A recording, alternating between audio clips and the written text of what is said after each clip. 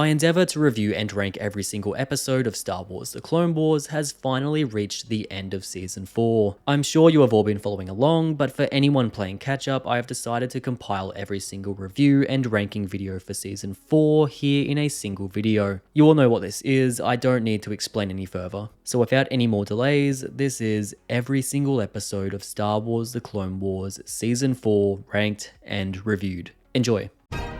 Today we are looking at episode 1 from season 4 titled War to War. After the Mon Calamari king is murdered, talks of civil war begin between the Mon Calamari and the other species inhabiting the Mon Calamari system, the Quarren. Influenced by the separatist leader Riff Tamson, the Quarren refuse to acknowledge the succeeding rule of Prince Lee Cha and go to war with the Mon Calamari for control of the water world. Anakin Skywalker and Padme Amidala, who are representing the Republic in the matter, call for Republic reinforcements to be sent to Mon Calamari to help the Mon Calamari defend against an impending attack from the Quarren. The Quarren attack the Mon Calamari city, leaving Anakin to help the people hold off the attack until Republic reinforcements led by Kit Fisto and Ahsoka Tano arrive to help. After the Separatists retreat and regroup, they unleash their indestructible weapons, the Hydroid Medusas, upon the Republic, forcing the army to retreat so they can live to fight another day. War to War presents a unique first episode to kick off Clone Wars' 4th season, with an episode that takes place entirely on a water world. Here we see the famous Mon Calamari and Quarren people on their home turf gliding through the ocean, whereas the Jedi and clone troopers are forced to wear bulky aquatic gear just to stay alive under the water. I do actually really like how the clone troopers look here in their aquatic armor. I always like seeing new clone trooper variants, and it's interesting to see that this underwater arc clearly took a lot of inspiration from the underwater sequence featured in the original 2D Clone Wars microseries. This episode even features Kit Fisto in his underwater element, sporting the exact same design he had in that original series, swimming around with ease in his boardies. It is a ton of fun. The underwater setting makes for a lot of fun action in general. It's interesting seeing the Jedi and clones adapt to this uncommon battlefield, and the action is suitably floaty, but the clear MVP here has to be the Separatist leader, Riff Tamson. This is literally an anthropomorphic shark, and it's brilliant. My man is darting through the ocean, taking chunks out of people's necks, bashing his head against anything that gets in his way, and his skin is thick enough to resist blaster bolts and even lightsabers to a certain degree. This is probably the most evil looking leader we've seen from the Separatist, and it's very cool. The reappearance of Aqua Droids is also a nice touch, and the introduction of the Hydroid Medusas, these huge indestructible jellyfish, is another clear highlight. In a nice surprise, we even get an appearance from Admiral Akbar, or Captain Akbar as he is known here. It's nice to see that this famous wartime hero from the original trilogy had a story long before those movies, and seeing him take on the Separatist army here only makes him appear even more capable in future appearances. His guidance of the new king of Mon Calamari, Lee Cha, is a driving force behind the episode, and it's compelling to see this child be shoved into such a pivotal role during wartime in a situation that reminds me of a young Padme Amidala from the Phantom Menace. And as with every other species, it's funny seeing the Quarrens think they are in control of the situation, only to be reminded at every turn that they are in fact the Separatist bitches. I don't have much else to say about this episode. It's fun and I like it, but it's clearly setting up the much more pivotal episodes to come, and there aren't any major character moments present here, just a lot of cool action. War to War opens Clone Wars' 4th season with a palate cleansing episode that offers unique underwater action, but not a whole lot more. Seeing the Jedi and clone troopers adapt to the environment is interesting, and seeing Kit Fisto be in his element is super neat. Riff Tamson is one of the coolest Separatist leaders we have seen so far. Seeing the Mon Calamari and Quarrens have the home turf advantage is a nice turn of the tables, and the underwater battles are at the very least fun to watch. And that was War to War. Ranking it against every other episode of Clone Wars I've reviewed so far, it currently sits at number 50. Will it hold this place? Only time will tell.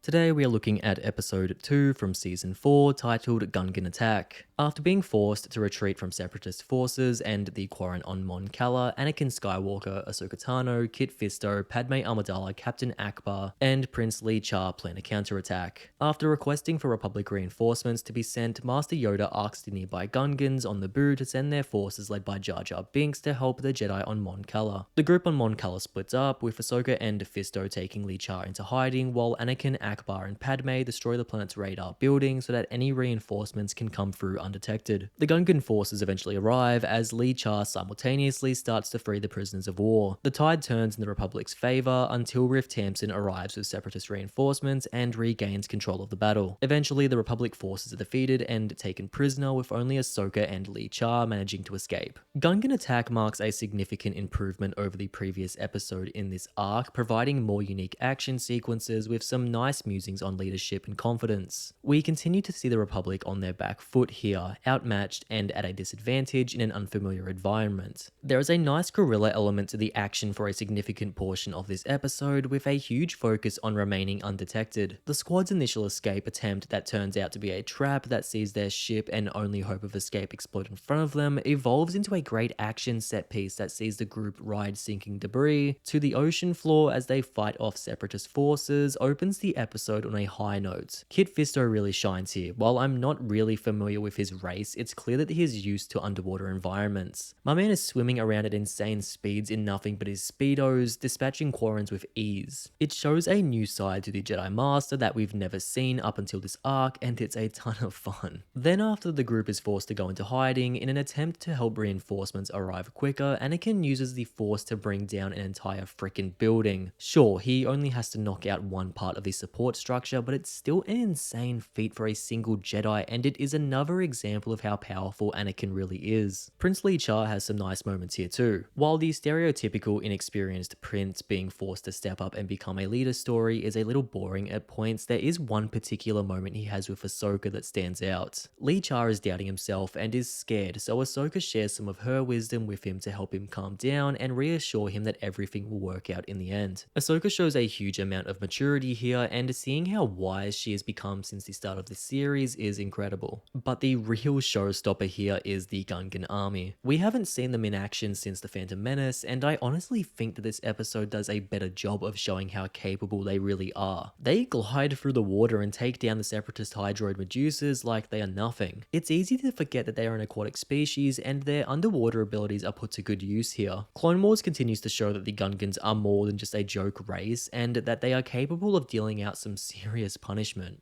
Jar Jar also makes a reappearance here in an episode that actually paints him in a pretty good light. When Yoda first reaches out to the Gungans, they take a moment to think before dedicating their armies to the battle on Mon Cala. But Jar Jar is the first one to take charge and put out a call to action that the other Gungan leaders follow. This is why I like Jar Jar. Yes, he's a total klutz, but he is always the first to put himself in harm's way to help his friends. The separatist leader Rift Tamsin also continues to be incredible here.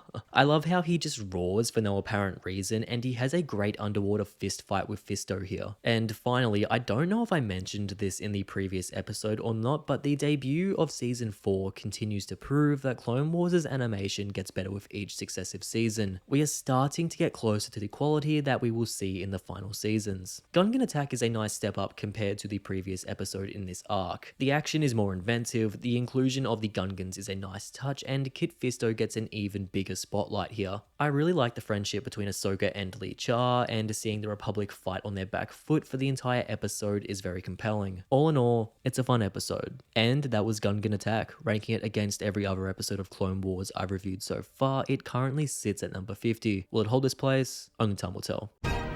Today we are looking at episode 3 from season 4, titled Prisoners. After Anakin Skywalker, Kit Fisto, Padme Amidala, Jar Jar Binks, and Captain Akbar are all taken prisoner by separatist forces on Mon Cala, it is left up to Ahsoka Tano and Prince Lee Char to save Mon Cala from Rift Tamsin and the separatists, while the others are tortured by Tamsin to give up the location of the prince. Ahsoka and Lee Char sneak into a separatist prison camp, and after speaking with Akbar, Lee Char comes up with a plan. After being captured by the separatist, Lee Char is taken to Rift Tamsin and the Quarren leader Nosor Ree. Lee Char appeals to Ree, who is being taken advantage of by the separatist, and gives him and the Quarren people a call to action to stand up against the separatist and free Mon Cala. Lee Char is put on display to be executed in front of his people and allies, but before Tamsin is able to do so, Nosor Ree and the Quarren rebel against the separatist forces and free the prince and his allies. A battle ensues. Lee Char finally takes on Rift Tamsin and kills him. him. The end of the episode sees Mon Cala reunited and free from separatist influence as Lee Cha is finally crowned as king. Prisoners presents a solid end to what is undoubtedly one of Clone Wars' less impressive arcs. This is very much more of the same of what we saw in the previous episode of this arc, with one shining standout here. We finally get to see Lee Cha complete his transformation from prince to king, and it's honestly a pretty inspiring story. Sure, it's nothing that we haven't seen before, but seeing the prince become a true leader and beat the separatists by extending an olive branch to the Quarrens to team up against Tamsin is a cool moment that shows what people can achieve when they forgive each other and move on. Seeing Lee Cha work behind enemy lines in the separatist prison camp to unite his people in preparation for his strike is a lot of fun, and I like seeing how a strong leader can inspire people to do just about anything. The reunification of the Mon Calamari and the Quarren is a clear highlight, and it's nice to see the two peoples resolve their issues and come together in order to overcome the conflict. Otherwise, there isn't a whole lot else to this episode. All of the other main players are tortured by Riff Tamsin for most of the runtime, and while it's interesting to see the underwater torture methods, ultimately it isn't very important. But I did find it quite funny that when Tamsin reveals these electric eel torture devices, Kit Fisto is just like, eels,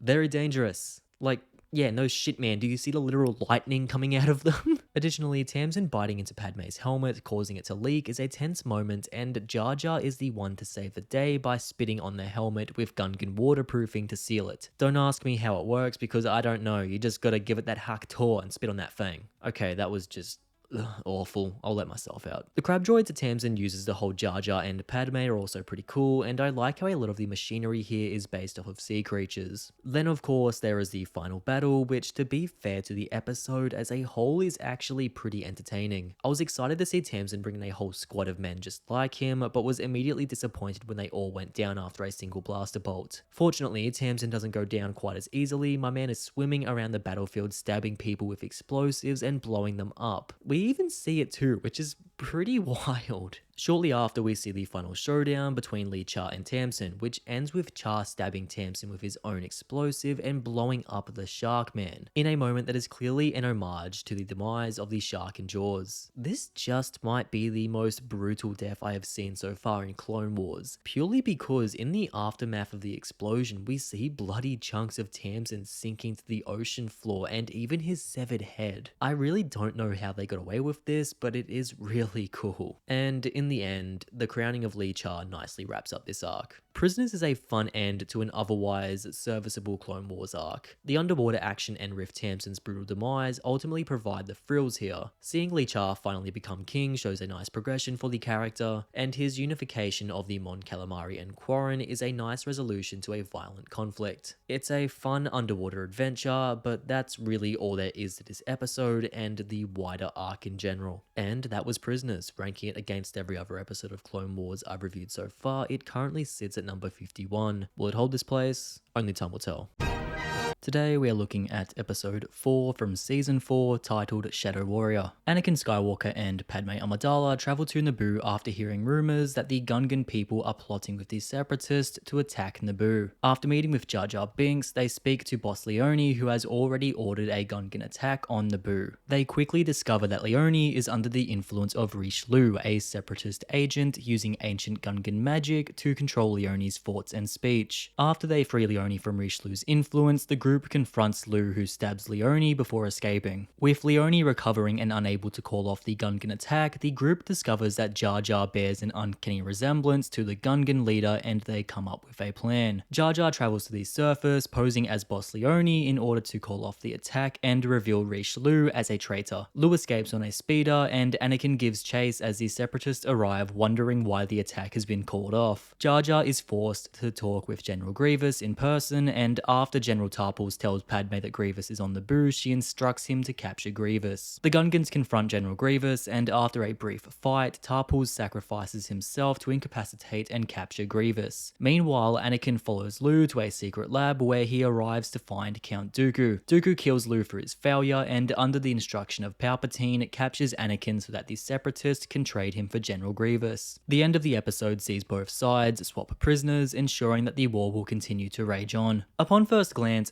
Shadow Warrior doesn't sell itself as a notable Clone Wars episode. After all, it is a Jar Jar centric episode. Yet despite this, Shadow Warrior is one of my favorite episodes of season 4 so far, and is a pretty fun episode of Clone Wars in general with some pretty major moments. Jar Jar really shines here. He's the bridge between the Republic and the Gungans, and he does everything in his power to make sure that the Gungans don't attack Naboo. Yes, the fact that he looks and sounds just like Boss Leone is a bit contrived, but it's still a fun concept that is worth it for his conversation with General Grievous alone. Well, Misa more of a deep thinker.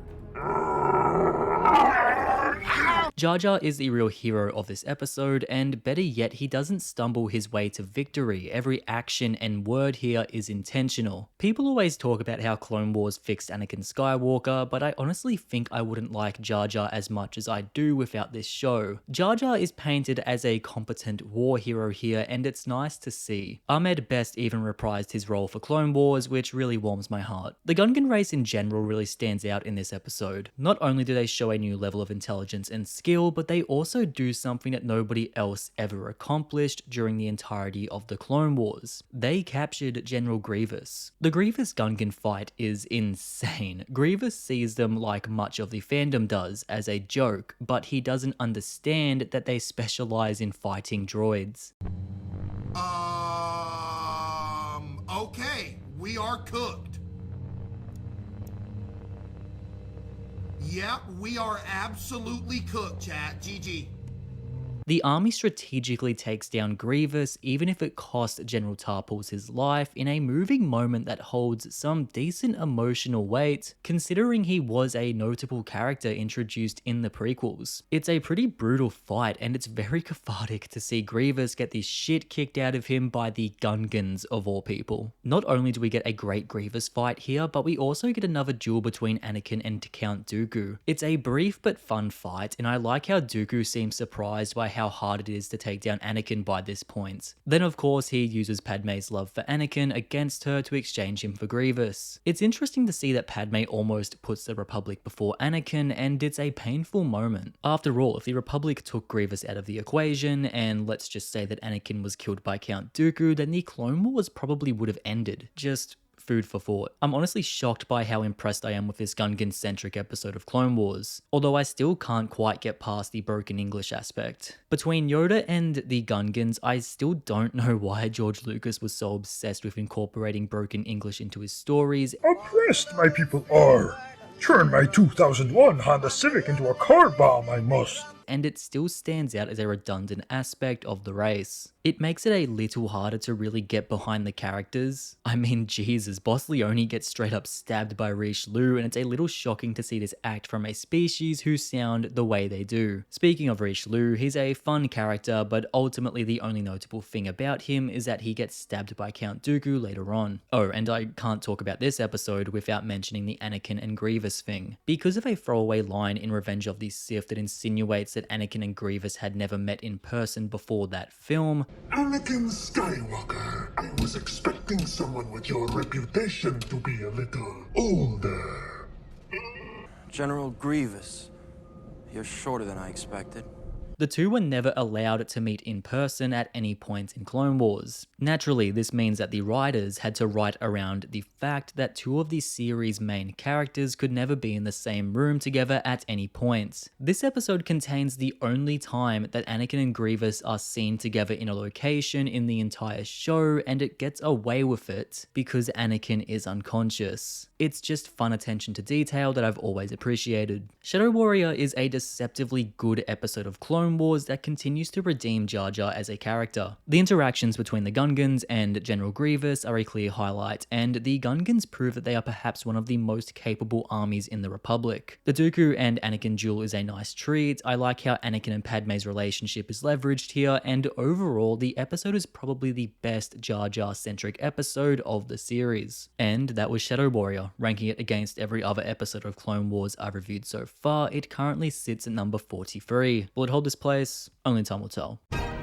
Today we are looking at episode 5 from season 4 titled Mercy Mission. C-3PO and R2-D2 travel to Eileen with Commander Wolf and his clone troopers after the planet is devastated by earthquakes. The droids and clones arrive and begin their relief effort to help the Eileeners rebuild after the destruction. After repairing the computer systems and setting up the necessary relief areas, the droids travel to an ancient site with the natives where they accidentally fall into an underground tunnel after an earthquake knocks them off balance. The droids experience a mystical journey through the underworld of Eileen, meeting various creatures and spirits along the way. Together, they discover that the hole they fell down is a seal that separates the underworld from the surface that is broken, releasing deadly consequences on both levels. The droids make their way back above ground, where they seal the breach and save the Eileeners. In the end, the droids regroup with the clone troopers and leave the planet knowing that they saved the day. A lot of Clone Wars fans would be quick to call Mercy Mission a filler episode, and while I wouldn't say they are wrong, I do still like this episode. Yes, it's a side mission, but there are enough nice moments here that I think that overall this is a very sweet episode that provides a nice break in the action. Although I can't deny I would be mad if an episode like this made it into a 12-episode season. It's nice to see what a Republic relief effort looks like, and it explores another avenue to war that doesn't involve shooting droids. I also really like the Eileeners. They're funny little fellas with a cute design, and I think they are a lot of fun here. I like how the clones don't know what to make of the creatures, and it's always funny seeing these military men interact with very compassionate and caring communities. But I would have to say the episode's biggest strength is that it's another example of how diverse and complex an individual planet in the Star Wars universe can be. Eileen seems very simple from the surface, it's just another planet with a strange race of creatures. But there are hints throughout the whole episode that these creatures have a deeper culture that ties them to the planet in a special way. Then there is of course the entire underground ecosystem that R2 and 3PO discover that includes these tree creatures and this weird frog lady. Visually, it's a lot of fun and it gives this episode a nice bit of flavor. I also just love seeing the droids save the day. That being said, none of this really excuses the fact that this is an entirely unnecessary episode. I can't help but feel that if this was the episode of the week when the series was originally airing, that I would have just felt ripped off. The truth is that there are far more interesting stories that could have been told in the place of this episode, and it's a little sad to think about. This episode is held up by a lot of cool smaller elements though. Commander Wolf has some serious screen time here, and he's just cool. His scar makes him stand out compared to other clones, and I like how he has a unique visor on his helmet. I also like how clone troopers Boost and Sinker show up here as well. We haven't seen them for a while, and it's always nice seeing clones that were first introduced in the first season. R2 has some special moments here too. I love how he continues to be the greatest friend anyone could ever ask for when he dives after 3PO down a hole without hesitation, and I like when one of the Eileeners hugs him at the end of the episode. Mercy Mission is undoubtedly an unnecessary Clone Wars episode, yet I can't help but still like it. It's always nice seeing the droids save the day, and the inclusion of Commander Wolf and some other familiar clones keep the episode fun. The Eileeners are super fun to follow, there's some very cool art direction on display underneath the surface, and the episode is just very sweet in general. Sure, this plot could have been used to tell a more important story, but I still like this episode. And that was Mercy Mission. Ranking it against every other episode of Clone Wars I've reviewed so far, it currently sits at number 62. Will it hold this place? Only time will tell.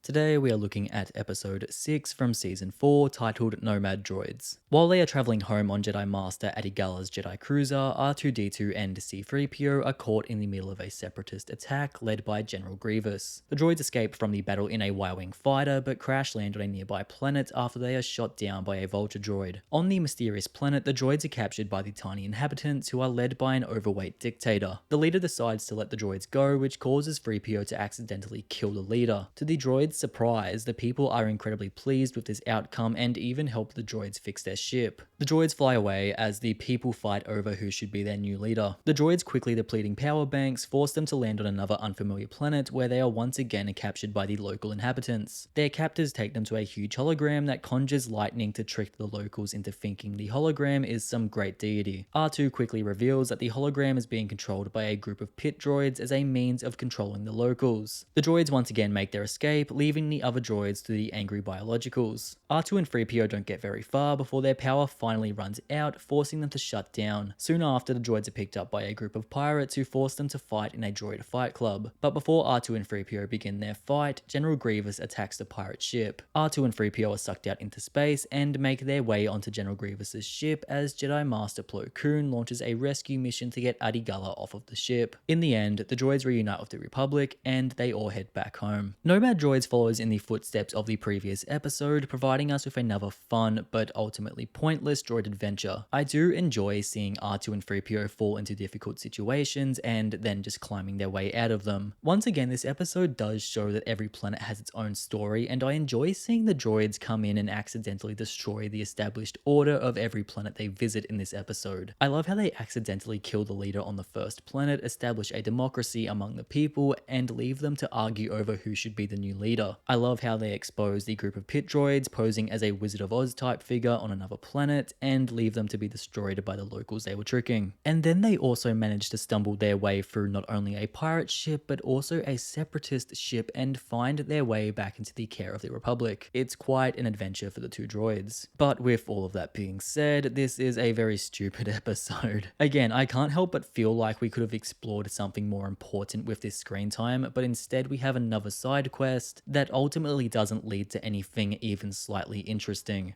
But it's the small unique moments here that save this episode from being unlikable. I really like the clear Wizard of Oz homages here, with the chant we get after the droids kill the leader on the first planet, and the aforementioned hologram that is literally pulling a Wizard of Oz act. I also really like seeing R2 pilot a Y-Wing here. He even manages to take out a Vulture droid, and it's just a ton of fun. Nomad Droids is a fun episode that can't properly justify its existence. Yes, R2 and 3PO's escapades are fun, but they aren't important enough to justify giving them an entire episode that could have been used to flesh out other characters and narratives. The Wizard of Oz homages are cool, and it's informative seeing new stories on new planets, but I know for a fact that there are unfinished arcs that deserve the screen time over plots like this. And that was Nomad Droids. Ranking it against every other episode of Clone Wars I've reviewed so far, it currently sits at number 63. Will it hold this place? Only time will tell.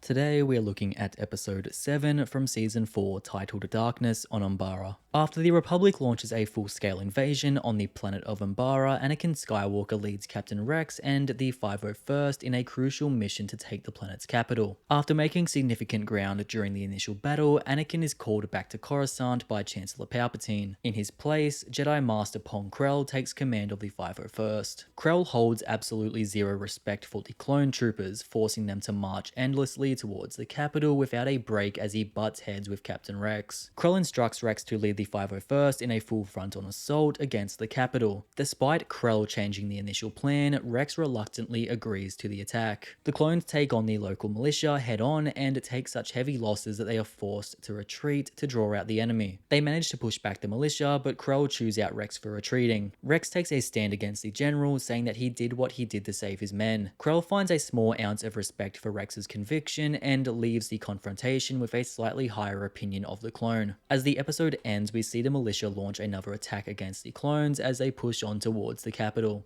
Darkness on Umbara is the very first episode of the famous Umbara arc. If you've ever watched Clone Wars, then you would know that this is one of the most highly regarded arcs of the series and was perhaps the fan favorite until the Siege of Mandalore arc debuted in season 7. If you've never seen this arc before and you're watching this show for the first time, then boy, you are in for a treat. Straight away, the action in this episode is incredible. This is easily simultaneously the most grand and grounded battle that we have seen from Clone Wars so far. The entire battlefield is painted in blaster bolts, an entire army of clone troopers charge on the battlefield against an equally large local militia, and clone walkers take on deadly militia tanks. At the same time, the camera moves between these beautiful sweeping shots of the battlefield and these unstable handheld type shots that put you in the perspective of the troops on the ground. It goes without saying that every battle here is spectacular. The clones get another chance to really shine here. This episode makes a point to highlight as many named clone troopers in the 501st as possible, giving you a real connection to a tight-knit squad of troopers here led by Rex. Fives is one of the clear standouts here, along with Hardcase. This intimate connection to the troopers becomes very important later when Rex butts heads with the general that replaces Anakin, Jedi Master Pong Krell. Krell is one of the most compelling Jedi that Clone Wars ever introduced. Not only does he have one of the coolest designs I've ever seen, sporting 2 dual-bladed lightsabers, but he is also an absolute asshole. We have never seen a Jedi that is so indifferent to clone troopers that he sees them for what they objectively are, expendable soldiers in a war far bigger than any of them. Krell marches the troops without a single break, and he orders them to attack with a plan that is clearly going to get a lot of them killed, but he just doesn't care because he only sees them as pawns in his very own game of chess. You love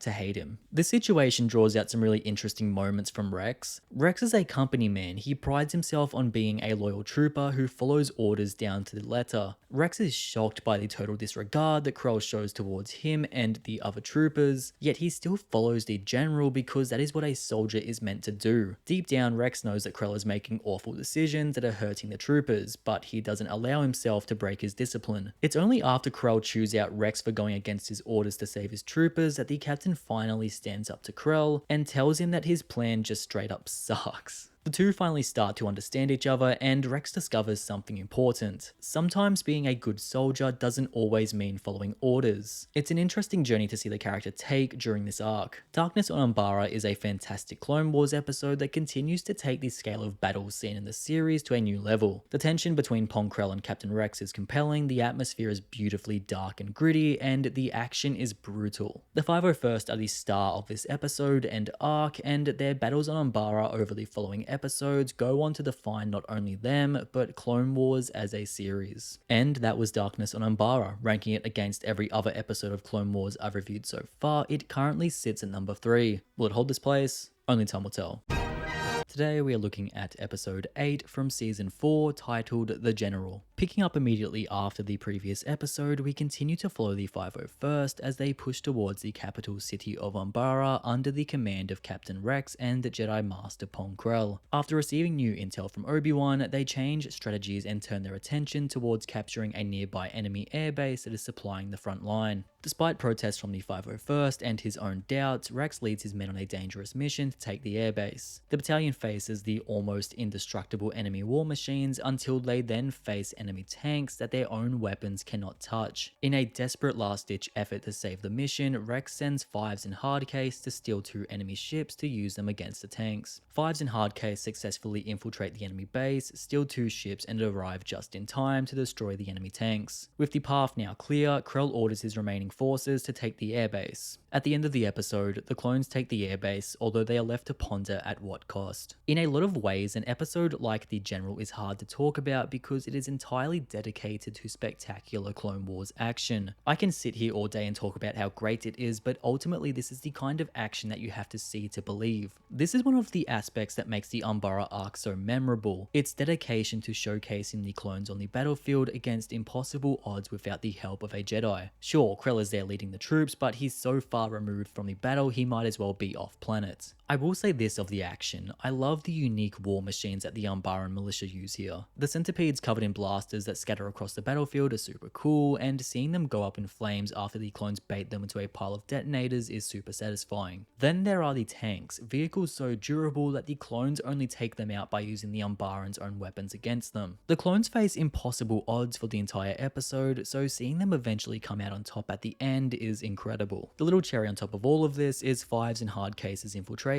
of the enemy airbase. It's a fun stealthy sequence that contrasts nicely against the brutal hellscape that Rex is trapped in for most of the episode. It's also worth mentioning that the troopers are fighting living human-like creatures here too. This only adds to the brutality on display in scenes where we see Rex execute enemy soldiers without hesitation or emotion. The show makes so little fuss about it that it's easy to overlook how brutal the lack of emotion here really is. But perhaps the most heartbreaking part of this episode is seeing the 501st turn against Rex. Rex is still struggling to be the good soldier he prides himself on being by following Krell's orders. orders, even though he and every other trooper knows that the general is essentially sending the 501st on a suicide mission. Right before Krell sends the troops on a dangerous assignment without any intel or recon, the troops start to turn on Rex. They push him to reconsider and take a stand against Krell to the point where Rex starts to gaslight himself into believing that Krell's orders make sense. Even Fives questions Rex. Clone troopers are usually a unified force. We've never seen them turn against each other or even straight up want to disobey orders. It really makes the audience question Krell's decisions along with the troopers, and it highlights just how morbid the clone's true purpose really is. Krell continues to be a complete asshole. Like I previously mentioned, he shows no regard for clone trooper lives and sends his troop on suicidal campaigns against impossible odds while he stands as far away from the battle as possible. Fives mentions to Rex that Krell has insanely high casualties compared to most other generals, and it's easy to see why in episodes like this. The general continues the excellent Umbara arc with incredible action that paints a perfect picture of how brutal and desperate the Clone Wars really were. Krell continues to be an absolute asshole that you love to hate, Rex's struggle with duty and compassion remains compelling, and the desperate mission to hijack the enemy ships is a lot of fun. The best part of all of this? We haven't even seen the best of this arc yet, and that was the general. Ranking it against every other episode of Clone Wars I've reviewed so far, it currently sits at number 4. Will it hold this place? Only time will tell.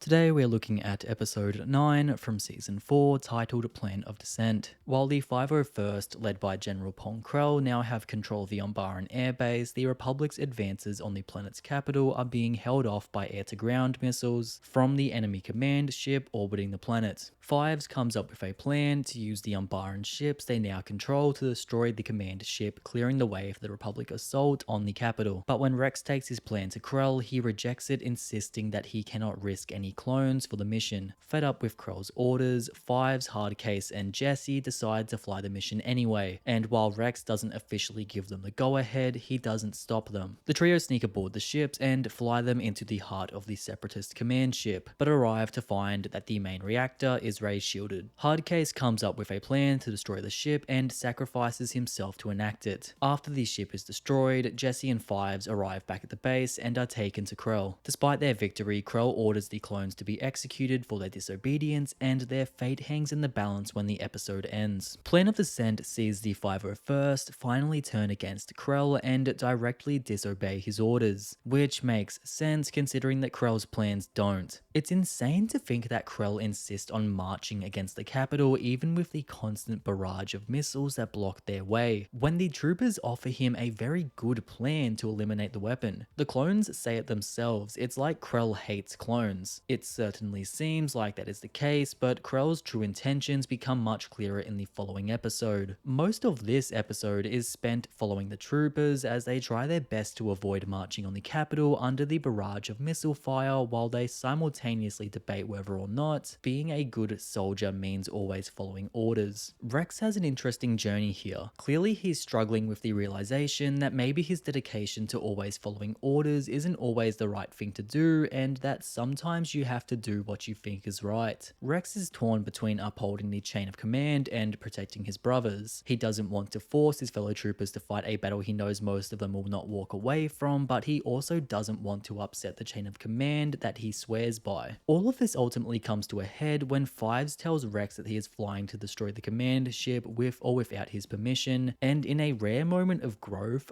Rex lets Fives go. Not because he is following orders, but because he knows it is the right thing to do. Ultimately, this seemingly small act of rebellion is another step in the journey that Rex completes in the following episode. It's interesting to compare Rex in this episode to the trooper known as Dogma, a trooper who, unlike Rex, follows orders without any input or hesitation, and it shows that Rex isn't the mindless trooper that some people might believe him to be. Also, props to whoever came up with the name Dogma. The actual attack on the command ship is the clear set piece here. We see the troopers fly through a spectacular space battle, and the final flight through the ship is a lot of fun. I especially like how Fives mentions that he got the idea after remembering when Anakin told him the story of how he blew up the droid command ship that we saw in episode 1. Hardcase's sacrifice hits hard, and the final explosion is just incredible. Then the episode decides to end on a deadly serious note when Krell orders that Fives and Jesse are to be executed because of their actions, which which is obviously insane, but I'll save this discussion for the next episode. Plan of Descent is another stellar example of clones exercising their free will to win the day. The conflict between the troopers and Krell is dramatic, the space battle is spectacular, and the discussions about when and when not to follow orders is compelling. Hardcase's sacrifice brings a tear to my eye, and all in all, the penultimate episode of the Umbara arc sets up an explosive finale. And that was Plan of Descent. Ranking it against every other episode of Clone Wars I've reviewed so far, it currently sits at number 11. Will it hold this place? Only time will tell. Today we are looking at episode 10 from season 4 titled Carnage of Krell. After disobeying General Pong Krell's orders, clone troopers Jesse and Fives are sentenced to death by firing squad, but after lining them up, no trooper is able to go through with it. Captain Rex then reports to General Krell, who forgets about Rex disobeying his order to kill the clones when he is informed that the enemy is preparing another attack, this time disguised as clone troopers. Rex and the 501st meet the enemy on the battlefield and find that they are wearing clone armor and using clone weapons, but shortly after the battle begins, Rex discovers that they are shooting at real clone troopers. Rex convinces both sides to stop fighting as they all work together to figure out that General Krell sent them to kill each other. The clones unite and march against Krell, intending to arrest him. The rogue Jedi initially escapes, but the clones follow him into the scrub. The clones fight a long and deadly battle against Krell, but he is eventually stopped after he is lured into a local vine creature that disorients him enough to allow a trooper to stun him. Rex questions Krell after he is put in custody. The rogue Jedi reveals that he sabotaged the Republic invasion of Umbara in order to impress Count Dooku so that the Count would take him on as his new apprentice. Rex and the clones reach the conclusion that Krell is too dangerous to be kept alive and decide to execute him. Rex hesitates to kill Krell, but before he can make up his mind, Dogma steals one of Five's pistols and kills Krell himself. The end of the episode sees the Republic successfully capture Umbara as Rex and the 501st are left to wonder why they are really doing all of this. Carnage of Krell is an all-time classic Clone Wars episode for a reason. It is a dark, brutal, and introspective look into the purpose of clone troopers and what separates them from droids. This is perfectly captured in the scene early on where the troops are instructed to execute Fives and Jesse. Krell's orders make sense, and he is well within his rights to order the troops to be executed. Yet Fives makes a desperate plea to his brothers for them to realize what they are doing is wrong. Fives and Jesse don't deserve this, and the clones know it, yet they are born and bred to follow orders. It's an interesting conflict, and it's what Rex has been struggling with for the entire arc, so to see it explored on such a large scale is super interesting. But the real shocker here is the clone battle. Krell orders Rex and his troops to attack an Umbaran division that has supposedly commandeered clone armor and weapons in an effort to confuse the Republic. Little does Rex know that Krell told the exact same thing to another squad of clones. The result is a battle that sees clones unknowingly kill clones. Rex's realization is still one of the most shocking moments in Clone Wars. The moment he lifts the helmet off of the body and realizes what is going on is just heartbreaking. The whole sequence where he runs through the battlefield to stop the fighting is chilling, and it's a very powerful moment. This is all topped off when Waxer confirms that Krell set both sides up before he dies. Waxer was always one of my favorites, so seeing him pass away here really gets to me. He even still has Numa painted on his helmet. The whole situation is just pure evil, and it's still the most shocking twist Clone Wars ever had. It's really messed up when you think about the fact that this all happens in a kids show. The clones obviously confront Krell, bringing this discussion around when to and when not to follow orders full circle, when Rex finally realizes what is going on and decides that he has to do something about it. What follows is an extremely brutal battle that sees too many clones get sliced up by Krell's sabers. This is almost like an early taste of Order 66, except in this situation you really want the clones to win. This devil straight up snaps a clone's back on his knee, and that's just diabolical. I really like how the episode wraps up here. Krell cements himself as one of Clone Wars' most evil villains, revealing that he betrayed the Republic to gain the favor of Count Dooku, and even hints at the fact that he foresaw the rise of the Sith. Then the troopers turn his own logic against him when they decide that their safest option is to kill him, and then in a nice twist of events, the soldier who was most loyal to Krell, Dogma, is the one to kill him. The Republic captures Umbara by the end of the episode, but after the traumatic experience that Rex and his troopers went through in order to do it, it, they question everything. This episode is a lot for the audience and for the characters, and the whole experience is shocking, but it makes for an incredible episode. Carnage of Krell is one of Clone Wars' very best episodes. The pure evil on display here, courtesy of Krell, is unspeakable as he turns clones on one another. The action is brutal, the episode makes you question everything, and seeing Krell cop a blaster bolt in the back is nothing short of cathartic. It brings the Umbara arc to a satisfying close, but it leaves the physical and emotional wounds of the war wide open. And that was Carnage of Krell. Ranking it against every other episode of Clone Wars I've reviewed so far, it currently sits at number 3. Will it hold this place? Only time will tell. Today we are looking at episode 11 from season 4, titled Kidnapped. After the Separatists invade the planet of Kiros with Zygerian slavers, the entire colony of Togrutan people occupying the planet disappear. The Republic arrives to find and rescue the people and quickly break through the Separatist forces. Obi-Wan Kenobi is asked to meet with the Zygerian leader, Darts Danar, where he discovers that the slaver has placed multiple bombs all over the city and threatens to set them off and kill the inhabitants if the Republic doesn't submit. Obi-Wan relays this information to Anakin Skywalker, who sets out with Ahsoka Tano to disarm the bombs. While Obi-Wan distracts Danar, Anakin and Ahsoka successfully disable all the bombs. With no bargaining chips left, Danar flees. Anakin and Ahsoka manage to intercept the slaver, and after a brief scuffle on board, they capture the Zygerian. In the end, it is revealed that the Togrutan people have been moved off planet, and the Republic sets out to recover them. Kidnapped returns Clone Wars to a lighter, well, as light as an episode about slavery can be, and more adventurous story after the traumatic Umbara arc. It's nice to finally see the Togruta in Clone Wars. After all, they are Ahsoka's people. They don't make much of an impression here, after all, they're just a bunch of weaponless pacifists, but it's always nice to see a new race in the galaxy. There is a lot of fun action here. The initial Republic assault on speeder bikes is great, with some lightsaber action thrown in for good measure, and I love the inclusion of speeder bikes with turret sidecars. Anakin and Ahsoka's mission to disable the bombs adds a nice layer of tension to the episode, and the final chase after Danar that sees the duo scramble on the outside hull of a ship is a nice little cherry on top. But perhaps my favorite action sequence here, well, if you could even call it that, is Obi-Wan fighting Danar. Calling this a fight would be generous, considering that Obi-Wan is basically getting his ass handed to him the entire time. This is one of the most brilliant distractions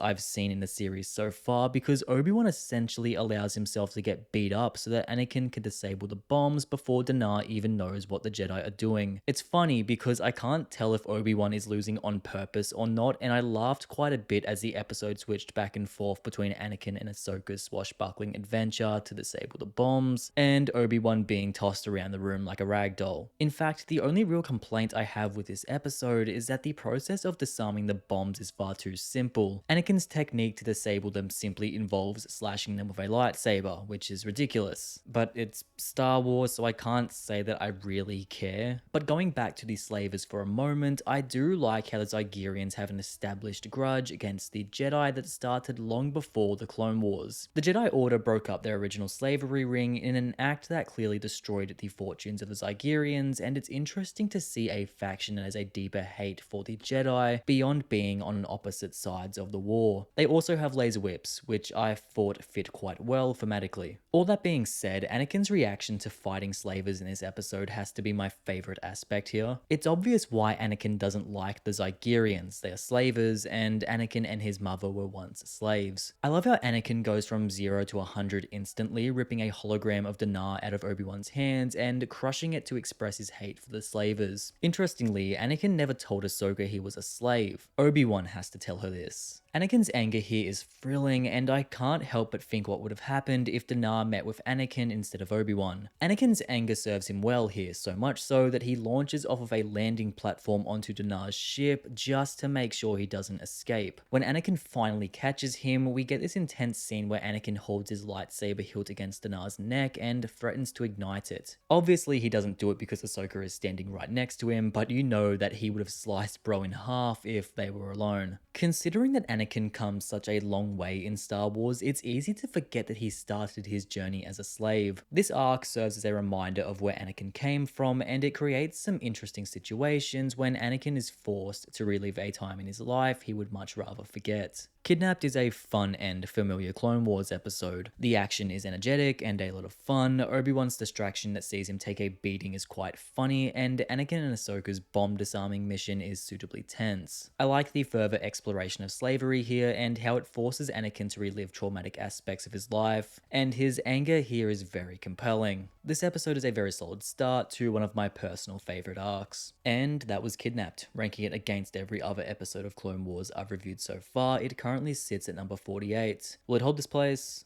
Only time will tell.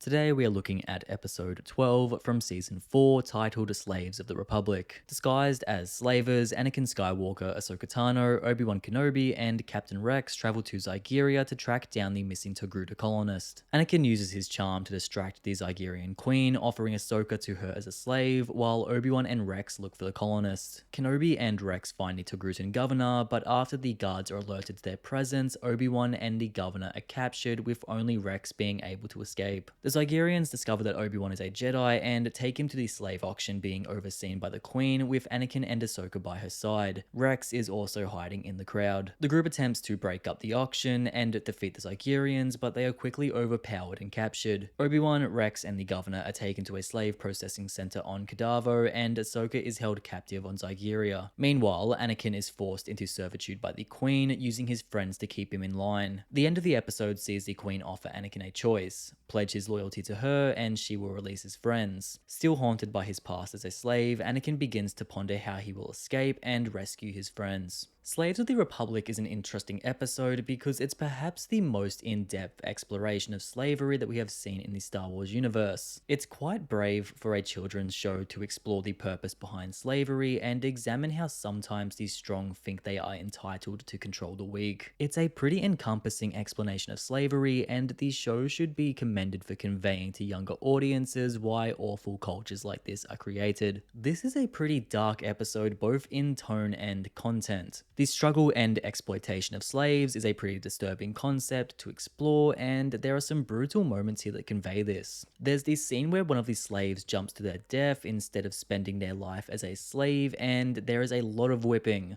Like, a lot. Look at what they did to Obi-Wan. My man is put through the ringer here. There is a bit of action here too. The battle in the auction arena is the standout sequence, and I like how it rips off the scene on Jabba's desert barge from Return of the Jedi, even going as far as to have Anakin use the same signal that Luke does to get R2 to release his lightsaber. But there isn't enough action here to distract from the disgusting reality of the slave trade. I like how Anakin's plan to distract the Zygerians so that Obi-Wan can look for the Togrutas is just to rizz up the Queen. He should honestly change his name to Anakin Skyrizzer because the Queen totally goes for it. It's also quite funny seeing how Ahsoka is clearly embarrassed seeing her master flirt with the enemy. Ahsoka does her part to sell that bit too, playing the role of a slave girl that Anakin offers as a gift to the Queen, complete with the appropriate outfit. The whole situation is honestly a little messed up and gross when you think about it for too long, especially when you consider that Ahsoka is very much a child here. If the intention behind this episode was to make my skin crawl, then they certainly achieved their goal. Forcing Anakin to play the role of a slaver here is interesting too. We already know that Anakin hates slavery, which makes sense considering he was a slave. So forcing him to stand by and watch it take place on this planet is a difficult situation to put the character in. He actually shows an impressive amount of restraint here in situations that would usually bring him to draw his lightsaber. His dynamic with the Queen is also compelling. I like how she actually starts to fall in love with him, yet he just absolutely despises her. When she finally captures him and Anakin wakes up, his immediate reaction is to start strangling her with the Force, only to be talked down when she threatens his friends. The Queen makes Anakin a slave again, a terrible turn of fate for the character that forces him to relive the worst time of his life.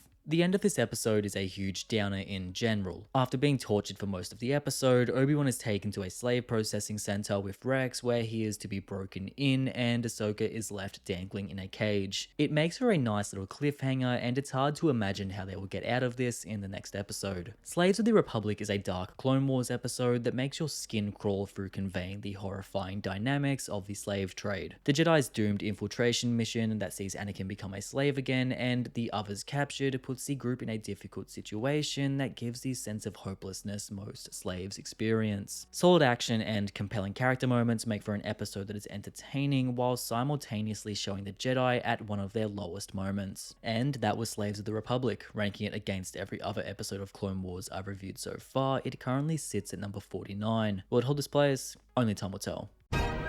Today we are looking at episode 13 from season 4 titled Escape from Kadavo. While Obi-Wan Kenobi and Captain Rex are forced to work as slaves in the Zygerian slave processing center on Kadavo, Anakin Skywalker still serves the Queen of Zygeria as Ahsoka Tano is still imprisoned. Meanwhile, Count Dooku decides to visit Zygeria to keep the Queen in line and ensure she still understands her service to the Separatists. He orders the Queen to execute their Republic prisoners, and when she denies his request, Dooku strangles her with the Force. After escaping from the Queen's guards with some help from R2-D2, Anakin frees Ahsoka and goes to stop Dooku while Ahsoka grabs their ship. After a brief fight with Dooku, Anakin is framed for killing the Queen and is forced to escape with Ahsoka, picking him up outside of the throne room. Anakin takes the Queen with him, and with her dying breath, she tells him that Obi-Wan is being held on Kadavo. Anakin and Ahsoka travel to Kadavo, and with the help of Plo Koon and the Wolf Pack, they assault the slave facility. In the end, the Republic saves Obi-Wan and the Togrutan colonist and destroys the facility. Escape from Kadavo gives us a crowd-pleasing final episode to cap off the Zygerian slave arc, providing plenty of action while also exploring the will of a Jedi. Unlike the previous episodes, the focus is almost entirely placed on the action here. Yes, there is a nice fight between Anakin and Dooku that sees Skywalker use a whip instead of his lightsaber, but the real star set piece here is the final assault on the slave processing center on Kadavo. I always forget just how many episodes Plo Koon and the Wolfpack actually show up in during Clone Wars. It always makes for a nice surprise because they're honestly one of my favorite battalions in Clone Wars, and they always take part in some really special action sequences. Here we see Plo Koon lead the Starfighter assault as he circles the base with his fellow fighters, and we even see him pull off an especially cool maneuver where he cuts his engines to flank two enemy fighters. The strategy to move the Republic cruiser under the facility so that the slaves can rappel down onto the ship with Ahsoka to escape makes for an exciting sequence, and I love seeing Commander Wolf and his troops zip around in jetpacks. The fight inside the building is a little less exciting, sure, but seeing Anakin cut through the Zygerians with a little too much enthusiasm, and witnessing Rex kill the leader with an electric spear gives the entire sequence a brutal edge that really helps sell the whole thing. It's a great sequence to end the episode. The final sequence steals the show so much that the opening sequences feel a little boring in comparison. Palpatine sends Dooku to Zygeria because the Sith have a vested interest in slavery. What for, they don't say, but ultimately the slavers being revealed as slaves to the Separatist army is a piece of irony that I quite like. The Queen also gets what she deserves, so that's nice. Besides the action, my next favorite part of this episode is its testament to the will of a Jedi. Obi-Wan is put in the slave facility because the Zygerians want to make a point out of him and show that they can even break a Jedi. It's ultimately pretty funny to hear their big spiel about how they're breaking Obi-Wan and that they're certain that he is their bitch, only for the entire facility to be destroyed in the end with Obi-Wan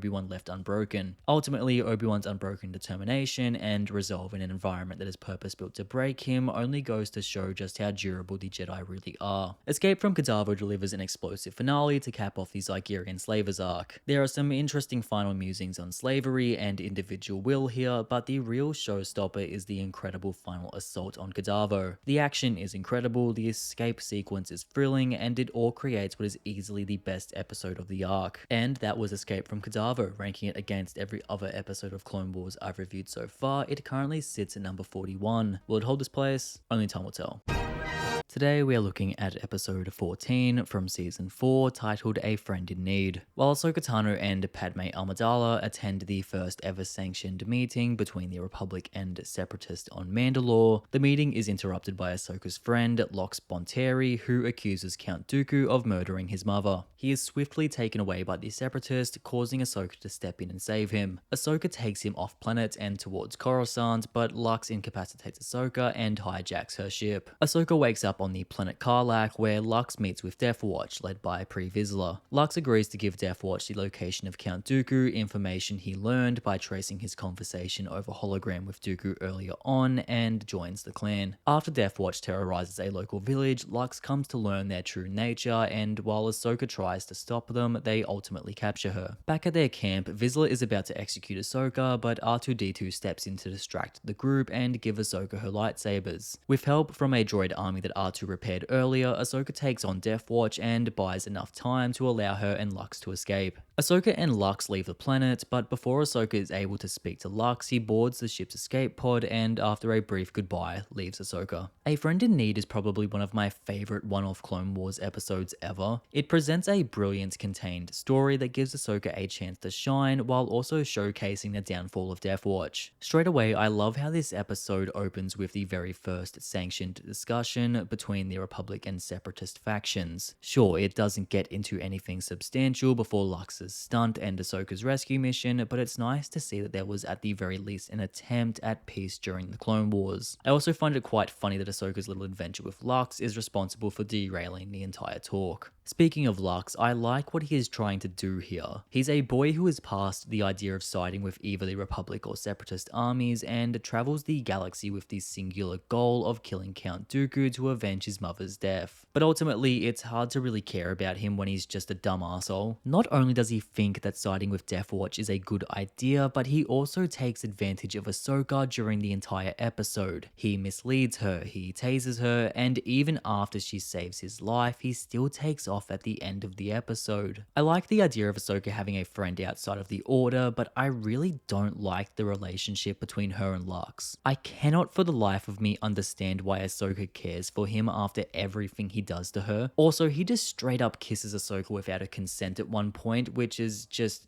degenerate behavior. Between that and Bo-Katan slapping Ahsoka on the ass, I really don't appreciate the harassment that Ahsoka receives this episode. Oh yeah, and Bo-Katan makes her first appearance here too, although she doesn't say much and she doesn't even take off her helmet, so there isn't a whole lot to talk about there. Deathwatch is also quite interesting here. I like how the episode is clearly trying to convey that the group has completely lost its sense of honor and purpose and has been reduced to a group that holds a petty grudge against Count Dooku. It's an excellent example of how fragile the ideas that motivate radical groups can be. The scene where they burn down the local village is shocking, and their general treatment of the locals, especially the women, is atrocious. I would say that Pre Vizsla has essentially reduced his group down to space Vikings who just travel from place to place, raping and pillaging as they go along. This episode also has some particularly brutal moments. Yes, the village destruction sticks out of course, but Ahsoka straight up decapitates an entire group of Mandalorians here in a beautiful display of violence. It shows a marked growth in the character, and it's interesting to see that, like Anakin, she doesn't have a problem with taking a life when she needs to. We also get another Darksaber duel, and I like how R2 builds himself a scrapyard army by repairing the broken droids that the Mandalorians have collected. And finally, one more thing that caught my eye in this episode is that there is an altered version of Picasso's Guernica on Duchess Satine's palace wall. As an art student, it's one of my favorite pieces, so to see a variant version of it here makes me very happy. A Friend in Need is a brilliant Ahsoka Star vehicle that gives us some excellent action while also exploring the downfall of Deathwatch. While Lux is objectively an awful friend, I do still like the idea that Ahsoka has allies outside of the Republic. Deathwatch once again makes for a fun, deranged antagonist. We get another cool Darksaber fight, and some brutal moments tied the episode together nicely. This is a nice break from the main narrative that doesn't disappoint. And that was A Friend in Need. Ranking it against every other episode of Clone Wars I've reviewed so far, it currently sits at number 18. Will it hold this place? Only time will tell.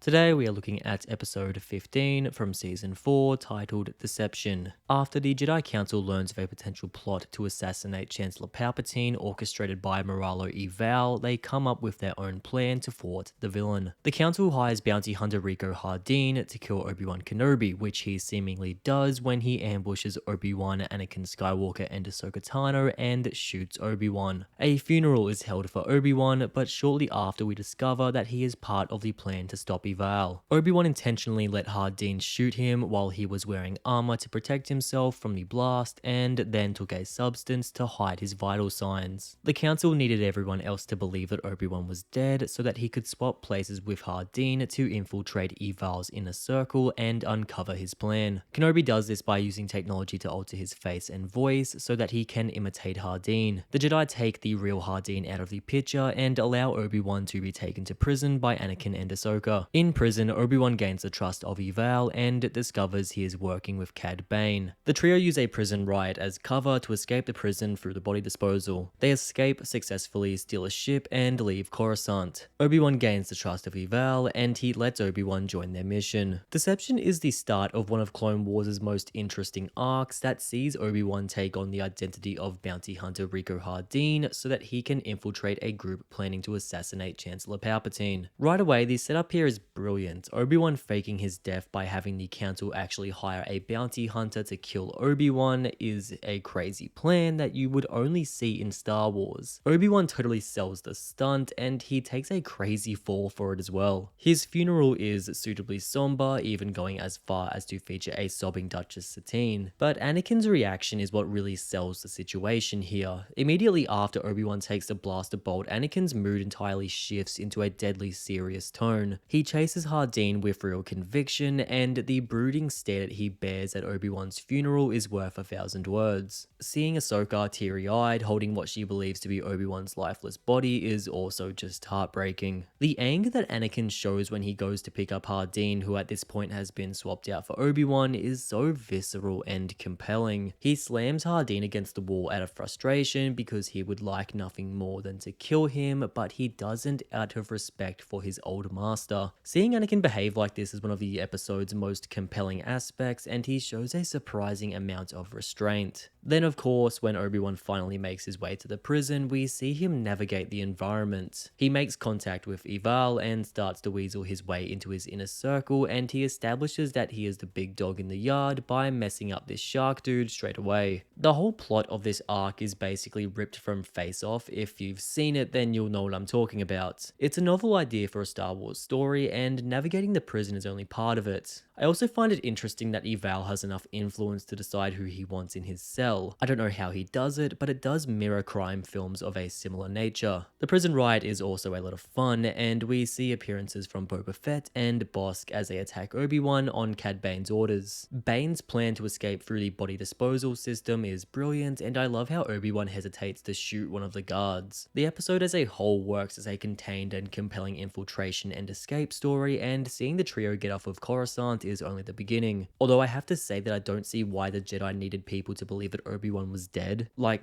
sure, I guess it was so that Eval would know who Rico Hardin was when he arrived in prison, but I'm not still entirely convinced that faking Obi-Wan's death was necessary. Also, how did Anakin and Ahsoka not see the armor that Obi-Wan was wearing under his robes? Should have been pretty obvious if you ask me. But there are a lot of fun moments here that distract you from thinking too hard about the logistics of the Jedi's insanely risky plan, like how Obi-Wan's codename in prison is Ben. Also, we get to see a bald Obi-Wan Kenobi for the first and last time ever. He is real, and he can hurt you. Deception is the start of one of Clone Wars' most fun arcs. The idea to essentially retell the story from the movie Face Off in a Star Wars setting is a stroke of genius, and I love every second of it. The Jedi's crazy plan to disguise Obi-Wan as a bounty hunter to infiltrate the criminal underworld creates a lot of interesting situations, and I love how Obi-Wan's morality hinders him at times. This plot is only just getting started, but it is already proving to be a lot of fun. And that was Deception, ranking it against every other episode of Clone Wars I've reviewed so far. It currently sits at number 43. Will it hold this place? Only time will tell.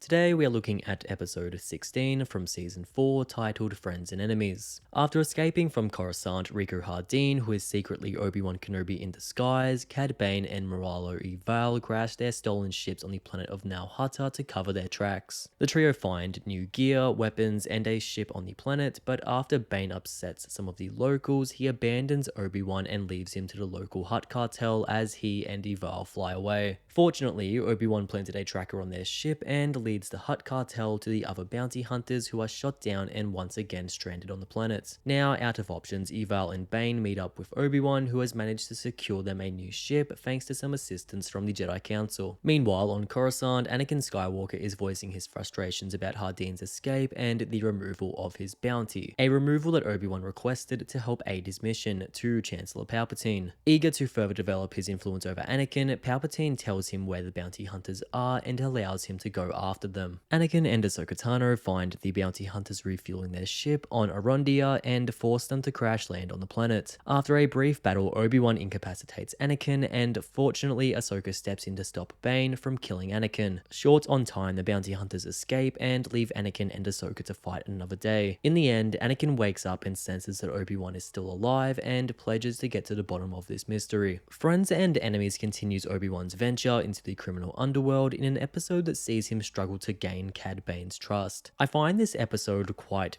meandering, if I'm being completely honest. Yes, there are some high energy moments with the dogfight between the bounty hunters and the Hutts and the confrontation with Anakin and Ahsoka at the end of the episode, but otherwise this is quite a slow entry. That's not to say it's bad, but it's definitely a weak point in the arc. Anakin is the clear standout here. His frustration over Hardeen's escape and the fact that the Republic dropped his bounty is driving him mad, and this all comes out in a scene where he vents to Chancellor Palpatine about it. There is a lot of gold to be mined from a plot where Anakin is unaware that the man he is chasing, believed to be Obi-Wan's killer, is actually Obi-Wan himself, and the episode takes full advantage of this. I love how Palpatine sicks Anakin on the bounty hunters in an effort to further gain his favor, and the pure rage that Anakin displays when he is chasing the bounty hunters is amazing. I especially like the moment he has at the saloon on Al-Hata where he strangles the bartender. The tension present in the scene where he chases Obi-Wan's ship and then fights him on the ground is incredible, and it makes for a compelling story. The dramatic irony here is top notch. Meanwhile, Obi-Wan's struggles with Cad Bane and Moralo Eval continue to be the driving force of the plot. It's funny seeing them constantly backstab each other only to finally come to an agreement that the only way they will make it to Serrano to meet Count Dooku is if they work together. But I will say that so far Eval is a nothing character. There's nothing inherently interesting about him, and Cad Bane is Cad Bane here, so there's nothing new there. Obi-Wan's charisma carries the episode, but that's not to say that there isn't some fun moments with the bounty hunters. I like the scene where they go shopping for gear and weapons that sees Cad Bane consider buying what is obviously Indiana Jones's hat, and we also get a glimpse of a piece of what almost looks like Jango Fett's armor on one of the shelves. Otherwise, there is some stock standard Clone Wars action, with the only standout confrontation being when Cad Bane fights Anakin in the middle of a ship chase in a scene that is quite fun. I also like how the shipyard owner where the bounty hunters buy their ship only gives them enough fuel so that they are forced to stop at his brother's fuel station nearby. I just thought that was pretty funny. Otherwise, this is just a pretty stock standard Clone Wars episode that is stuck in between two much more compelling episodes. Friends and Enemies continues the Rico Hardeen arc with an episode that might not be bad, but it certainly marks the low point in an otherwise great arc. I like seeing the bounty hunters trying their best to work together without backstabbing each other at every turn, and Anakin's now vengeful quest to kill Rico Hardeen to avenge Obi-Wan continues to be a lot of fun. Ultimately, this episode is all about getting the bounty hunters from Coruscant to where they need to go. It's necessary, but it's not the most entertaining episode of the arc. And that was Friends and Enemies, ranking it against every other episode of Clone Wars I've reviewed so far. It currently sits at number 52. Will it hold this place? Only time will tell.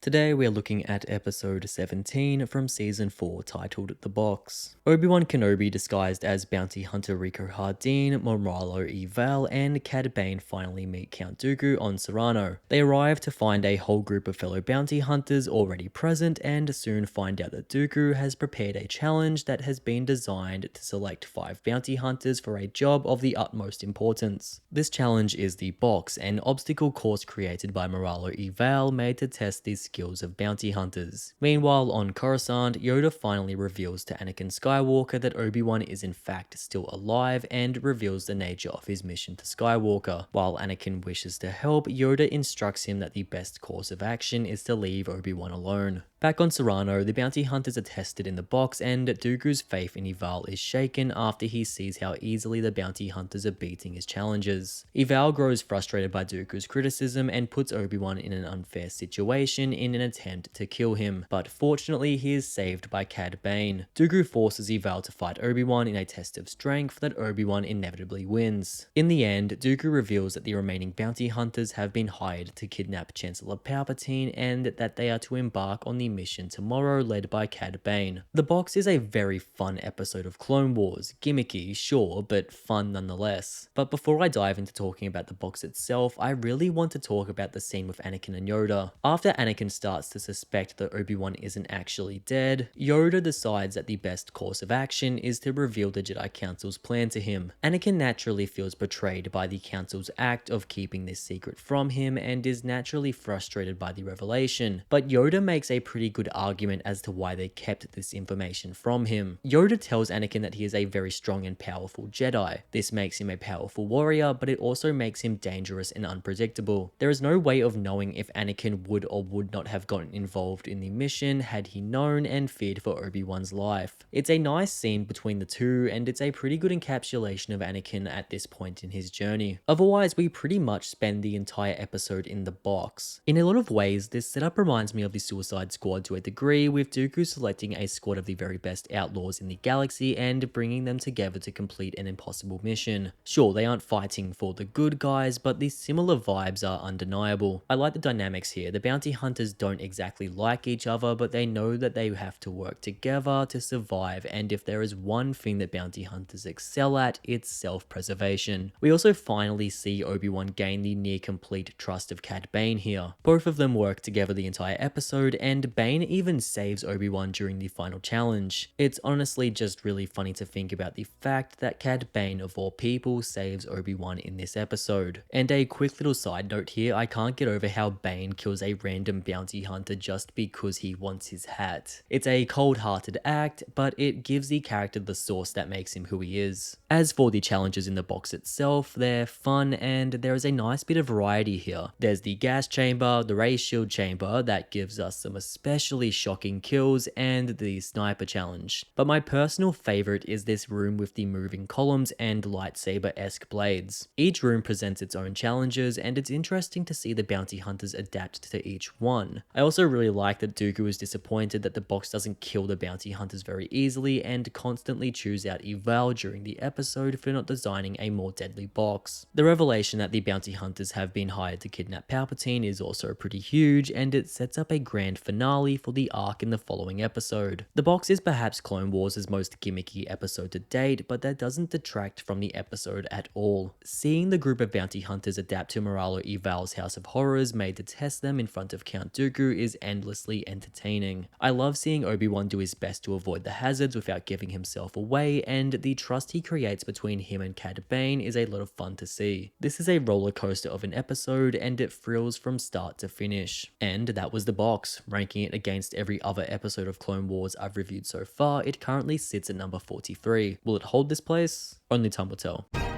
Today we are looking at episode 18 from season 4 titled Crisis on Naboo. Count Dooku's plan to kidnap Chancellor Palpatine is finally revealed. Using a group of bounty hunters led by Cad Bane that includes Obi-Wan Kenobi still disguised as bounty hunter Rico Hardeen, the group travels to Naboo shortly before the Chancellor arrives for the Festival of Light. A large Republic presence is tasked with protecting the Chancellor after Obi-Wan confirms to Mace Windu that there is in fact a real danger, but it isn't enough to stop the squad from kidnapping the Chancellor. Obi-Wan gives chase to Moralo Eval and Bane as they escape with the Chancellor to meet with Dooku, but after they arrive to find that Dooku is absent, Obi-Wan is able to catch up with them and take them down. Windu and Anakin Skywalker arrive in time to back up Obi-Wan and take the bounty hunters into custody. With Dooku's plan seemingly foiled, the Republic leaves the Chancellor on Naboo under the protection of Anakin, while Obi-Wan also decides to stay after he suspects that he is still missing something. Obi-Wan discovers that Dooku knew who he really was as soon as he took up his sniper position on Naboo and rushes back to Anakin and the Chancellor. But before Obi-Wan can warn them, they are caught in a trap created by Count Dooku to kidnap the Chancellor. Anakin duels Dooku, and while he initially loses, Obi-Wan arrives just in time to help Anakin save the Chancellor. In the end, Dooku manages to escape, but the Chancellor is successfully rescued for the second time in a single day. Crisis on Naboo is the culmination of the entire Riku Hardin arc that sees the attempted kidnapping of Chancellor Palpatine by Count Dooku. The actual job itself is the clear highlight of the episode. Dooku actually travels to the planet with the bounty hunters as part of his plan, and seeing a Sith Lord work with bounty hunters is a fun novelty. I love the infiltration of Naboo and seeing how they managed to actually kidnap the Chancellor, and I especially like that they use hologram technology to swap out the Chancellor to distract the Jedi to make their getaway. The final showdown between Bane and Kenobi is a perfect finale to end their working relationship, and it's funny seeing how angry Bane gets when he realizes he was right about Hardin all along. But while the kidnapping sequence is all well and good, I would argue that the best parts of this episode come after the failed kidnapping attempt. Anakin and Obi-Wan's reunion is a bittersweet affair. Anakin is happy to see that his master is alive, but when Obi-Wan reveals that he was the one that requested the plan be kept secret from Anakin, his Padawan loses it. It makes Anakin question his master and the council in general, and it's without a doubt an event that is one of the dominoes that fell in the sequence that led Anakin to the dark side. Chancellor Palpatine also has some great moments here. It's obviously funny seeing him clearly orchestrate his own kidnapping as part of some plot to further his goals with Anakin, and I love how he uses Anakin's confusion and doubt that he feels towards the Jedi Council and Obi-Wan to further the Jedi's own insecurities. Seeing his reactions during Anakin and Dooku's duel is also a treat because we don't really know what outcome he wants from this fight. He's clearly entertained seeing how Anakin compares to Count Dooku, but would he actually be prepared if Anakin won the fight? It's an interesting concept to think about. Speaking of Anakin's duel with Dooku, it's incredible. The two exchange lightsaber blows, and I especially like seeing Dooku throw random pieces of furniture and cutlery at Anakin. The bit where Anakin pulls a fork out of his prosthetic arm is also just very cool. Obi-Wan's entrance at the end that ultimately saves Anakin and the Chancellor is a crowd-pleasing moment, and the Jedi working together again clearly does a lot to heal their fractured relationship. Crisis on Naboo thrives on exploring the string pulling going on behind the scenes of the Clone Wars. Seeing Palpatine orchestrate both sides of his own kidnapping makes for an extremely fun episode that makes the audience question just what exactly the Emperor is trying to achieve here. The bounty hunter action entertains, Obi-Wan's undercover mission comes to a satisfying end, and Anakin's hateful reaction to Obi-Wan keeping secrets from him lays the groundwork for the conflict that will eventually tear them apart. The Rico Hardin arc has always been a fun one, but the deeper exploration of Anakin and Obi-Wan's relationship and the Chancellor's actions behind the scenes really makes this episode and the arc in general quite special. And that was Crisis on Naboo, ranking it against every other episode of Clone Wars I've reviewed so far. It currently sits at number 43. Will it hold this place? Only time will tell.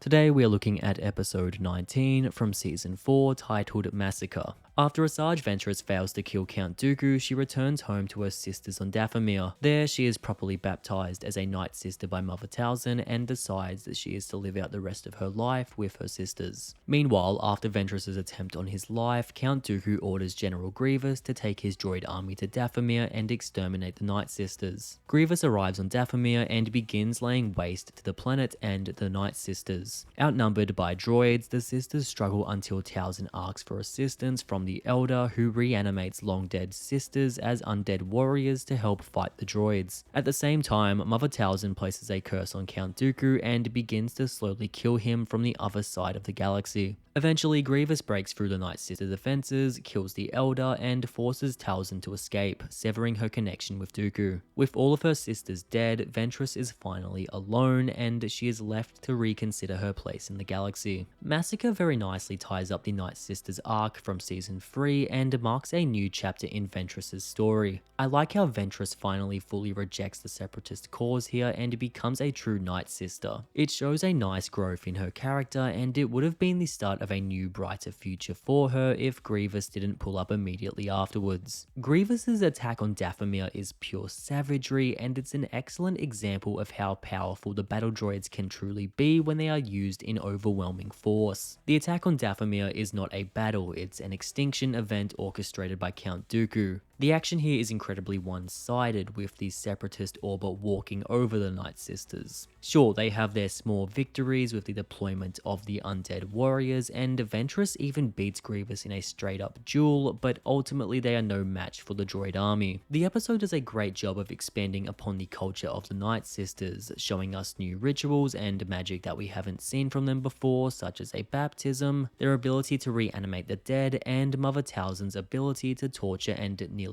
kill Dooku from an impossible distance with a lock of his hair. Seeing Dooku be put through what is conveyed as excruciating pain is honestly my favorite part of this episode. The warts on his face, the violent spasms of his body, and his screams of pain give me life. You ask me, it couldn't have happened to a nicer guy. But while the scene is excellent, if Mother Talzin had the ability to kill Dooku this whole time, then why didn't she do it before? Really should have done that before the droid army came knocking at your door. But I will give the episode this: it brings back the defoliator tank that we haven't seen since season 1, and it uses it in an environment where it is actually quite effective, in a battle against a humanoid race in an organic environment. Honestly, its inclusion here resolves an issue I had with its original debut, because I didn't think it was ever brought back at any point in the series, but I'm happy to be proven wrong here. And finally, this episode leaves Ventress in an interesting spot. Just as she decided she was done with the Separatist cause and joined a new group, her whole sense of community and belonging was ripped away from her. She is the only one to walk away from the battle at the end here, and when Mother Talzin appears to her in a vision at the end of the episode, even she's just like, yeah,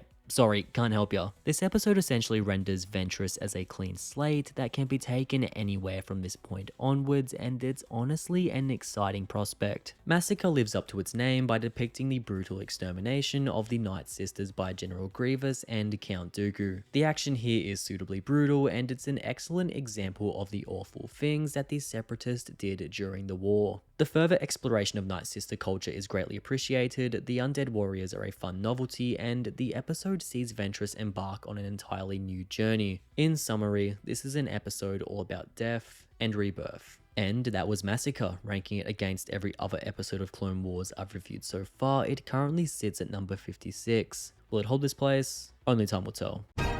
Today we are looking at episode 20 from season 4, titled Bounty. A now factionless and alone Asajj Ventress wanders the galaxy after Dathomir and the Night Sisters are destroyed by Count Dooku and General Grievous. After killing a patron at a bar, she is recruited into a group of bounty hunters led by Boba Fett to take his place. The group travels to Quartzsite, where they have been hired to protect some mysterious cargo as it travels on a subterranean train to be delivered to the planet's ruler. It doesn't take long before the train is attacked by local warriors trying to steal the cargo. They slowly overpower the bounty hunters and knock each of them off of the train one by one until there is only one warrior left to take on Ventress and Boba. During the fight, it is revealed that the mystery cargo is actually a young girl from the colony that is attacking the ship. While Ventress and Boba manage to capture the attacker and restrain the cargo, Ventress decides to alter the deal at the last minute. She arrives at the destination, collects her payment, and delivers the cargo. But after she leaves, the planet's ruler discovers that she has swapped out his bride for Boba Fett. Meanwhile, Ventress sells the girl back to the colony who attacked the train, and they part ways. In the end, Ventress gives the rest of the bounty hunters their payment, and she leaves them with a renewed outlook on the galaxy. Bounty is a very simple episode of Clone Wars that offers Ventress a moment to find her new path through the galaxy. I really like what they are doing with Ventress here. She is completely lost at the start of the episode. Not only is she a separatist outcast, but now her homeworld and family have been completely wiped out. She stumbles into the bounty hunter job purely because she is kind of forced to after killing one of Boba's teammates, and she also kind of needs the money. Plus, she's got no other plans, so she figures why not. During the job, we see her continue to question her place in the galaxy, and we do see some growth from the ex-Sith assassin. I like that they don't make Ventress an angel from this point onwards. Yes, she no longer holds the hate in her heart that made her a ruthless Sith warrior, but to a certain degree, she is still an extremely selfish and uncompassionate passionate person. This is perhaps best seen in her decision to not deliver the young girl to her clients, but she still makes her people pay her to deliver the girl back to them. She feels some sympathy for the girl's plight, but not enough to do the right thing for free. Ventress is in a completely different state of mind at the end of the episode compared to the one she entered with. By the end of the episode, she doesn't feel totally lost anymore, and she has this spiel where she essentially tells us that she is finally free to do whatever she wants and that she's at least slightly optimistic about her future.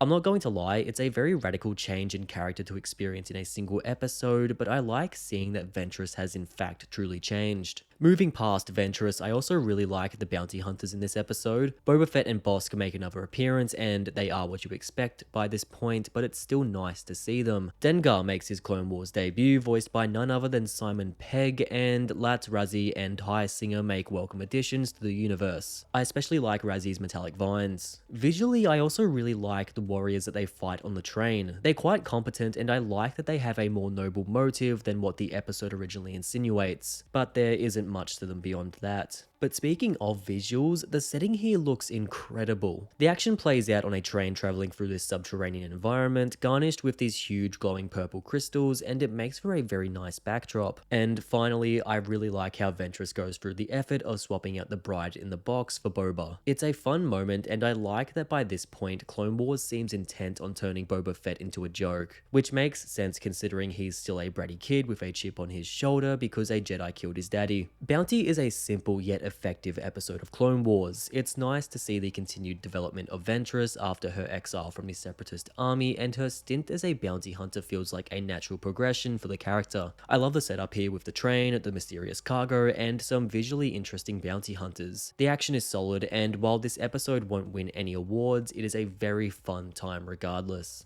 And that was Bounty, ranking it against every other episode of Clone Wars I've reviewed so far. It currently sits at number 45. Will it hold this place? Only time will tell.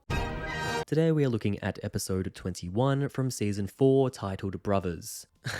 Oh, we've got the red intro here, so you know it's about to go down. After being betrayed by Count Dooku and Asajj Ventress, Savage Opress searches the galaxy for his long-lost brother, Darth Maul. After a difficult search, he finally finds the planet where he believes his brother is hiding, the junk planet of Lotho Minor. There, he meets a serpent creature who says that he can lead him to Maul. Savage treks through the junk with his new ally and fights junkers along the way. Savage finally comes to what he believes is Maul's new home, but shortly after he is betrayed by the serpent and is sent plummeting down beneath the planet's surface. Underground, Savage finally finds Maul, who is now a twisted and insane creature with a new arachnid body made out of scrap metal. He tries his best to reach his brother, but his mind is clearly broken. Before long, the serpent comes down to see if Maul has eaten the creature he sent down for his master, but Savage grabs him and snaps his neck. Shortly after, Savage finally starts to reach Maul by reminding him of the Jedi who took his legs and focusing his mind on revenge. At the end of the episode, we see Yoda and Obi-Wan Kenobi in the Jedi Temple to discuss a disturbance they have felt in the Force and the revelation that they sense the presence of none other than Darth Maul. Brothers is a very strange episode of Clone Wars, depicting Savage's bizarre odyssey through a junk planet to find his brother Darth Maul. I remember back in the day, I waited for what felt like years to finally see this episode come out. The revelation that Darth Maul might be alive was huge, and I can't describe to you how happy I was to finally see the follow-up to the Night Sisters arc. I love that ever since his falling out with Count Dooku, Savage Opress has just been running around the galaxy searching for more while being a complete deviant along the way. This episode literally opens with him strangling a random woman for no particular reason in an act that reinstates just how much of a monster he really is. It's interesting to think about what he has been up to since season 3, and this episode gives us a rough idea. I also appreciate that the show tells us that Dooku hasn't forgotten about his most recent apprentice in a scene that sees him discuss his concern over Savage's growing power with Grievous. Otherwise, the rest of the episode focuses on Savage's journey across a junk planet to find Maul. There is something fantastical about this whole experience that I really like. The serpent that leads Opress across the planet feels like something out of a fairy tale, and there's something mystical to this whole episode in general. The look of the planet is great here too. It's essentially a world of steel and fire, and visually it's quite striking. I also quite like the scene where Savage Savage annihilates a whole group of these Junker characters. But none of you are here to talk about the Junk Planet, you want Darth Maul. The Serpent does a great job of foreshadowing what Maul has become, introducing him as this legendary creature who drags beings below the surface to where they are never seen again. The Serpent's role of finding organic creatures and luring them into Maul's lair in the hopes of eating the scraps is a fun idea, and I like how he meets his end because he ventures into the cave to find Savage still alive. Bro gets tossed into a fire pit with a snapped neck. I think that's a pretty fitting end for a parasite. Regardless, I don't think any of this prepares the audience for what awaits them in Maul's lair. Yes, it does in fact turn out to be the Sith Lord, but he has since turned into this spider-like creature with a mangled body made out of metal and overgrown horns. He runs around the cave screaming and mumbling and is clearly insane. You're really left to wonder how Maul ended up here. I imagine that he ended up in a trash pile on Naboo somewhere and was dumped here later on, and that he made his new body through the Force. The concept alone of Darth Maul having survived all these years after being cut in half, staying alive for a combination of pure hatred and the dark side alone is such an insane idea, and I love it. I like his confrontation with Savage, who doesn't even recognize his brother at first. And it's interesting to see Savage focus Maul's mind by reminding him of who took his legs and setting his sights on taking revenge. This episode sets up Maul as the next big baddie for Clone Wars, and arguably it's the birth of Clone Wars' greatest antagonist. Finally, the scene at the end of the episode that sees Kenobi and Yoda reflect on the disturbance in the Force that reveals itself to be Darth Maul is a nice touch, and I love how disturbed the two of them are by the revelation. Brothers is one of the strangest episodes of Clone Wars that we have ever seen, but that is perhaps its greatest strength. The revelation that Darth Maul is still alive is shocking, and Savage's fantastical journey through a junk planet to find him is very entertaining. Maul's new appearance is shocking, the Jedi's reaction to it is troubling, and it sets the stage for the huge arcs that are to follow. And that was Brothers, ranking it against every other episode of Clone Wars I've reviewed so far. It currently sits at number 35. Will it hold this place? Only time will tell.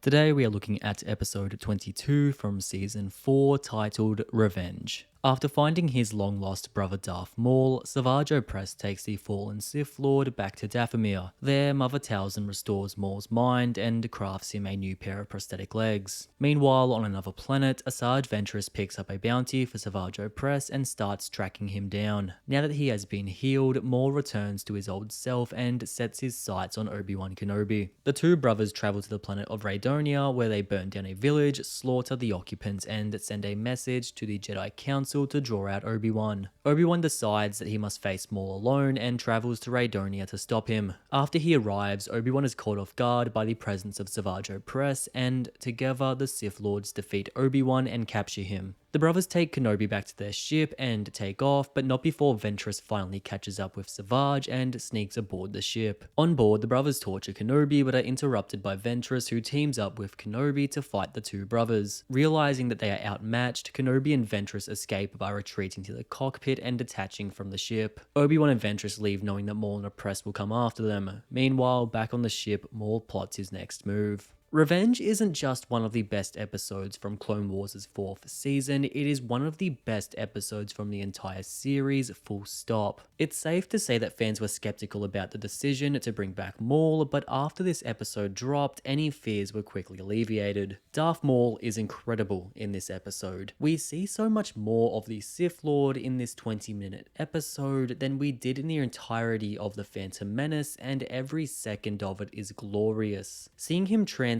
from this shell of a Sith Lord back into a vengeful warrior driven by revenge is a treat, and the sequence that sees Mother Talzin heal his mind and body allows us to witness the rebirth of a Star Wars legend. Clone Wars builds upon the very limited character of Darth Maul that we were introduced to in The Phantom Menace and molds him into a terrifying Sith Lord. The first thing he does after being healed is slaughter a group of children.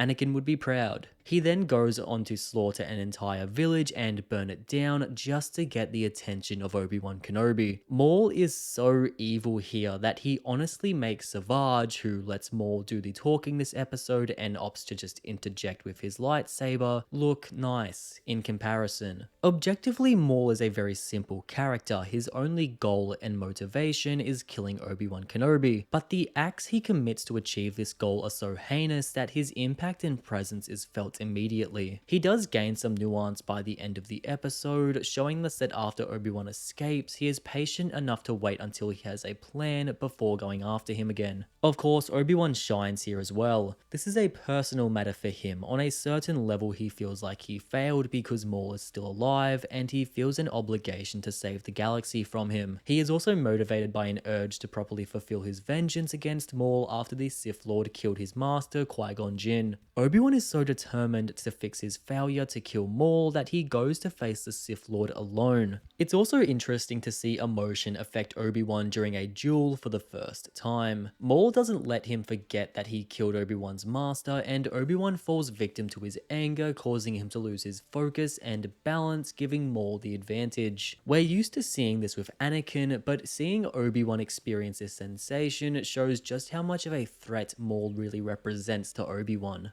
This rivalry of course leads to a climactic showdown between Obi-Wan and Ventress and Maul and Savage, with Ventress and Savage having their own little rivalry. I also like that Ventress tracks down Savage in this episode because of a combination of guilt for creating him and because he has a 1,000,000 credit bounty on his head. The lightsaber duel between these four is nothing short of fantastic, with Obi-Wan being forced to use one of Ventress's lightsabers after Maul steals his. The choreography is stunning, the emotion is tangible, and it's amazing to see a fight with four duelists all determined to kill their opponent. This honestly might be my favorite fight of the series so far. It's just incredible. Maul and Savage are so powerful that Obi-Wan straight up admits that he and Ventress are outmatched, and they retreat from the Sith Lords. While the episode leaves things quite open-ended, it establishes that Maul is now a major threat to the Jedi, and it sets the stage for some brutal encounters to come. Revenge wraps up Clone Wars' 4th season with one of the series' most brutal episodes. The proper return of Darth Maul is incredible, and he makes quite the impression by killing innocents and beating Obi-Wan in a lightsaber duel.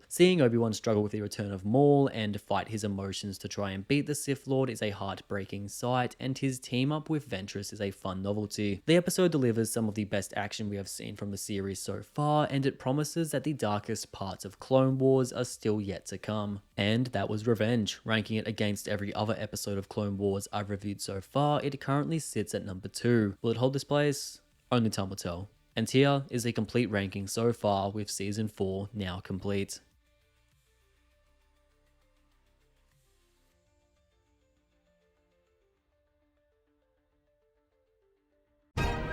Wow, that was a lot. If you've made it to the end of the video, then thank you, it means the world to me. That's the end of Season 4, but stay tuned because we're going to be diving into Season 5 very soon, so make sure you're subscribed to the channel so you don't miss it. Thank you all for watching, and as always, I'll see you all in the next video.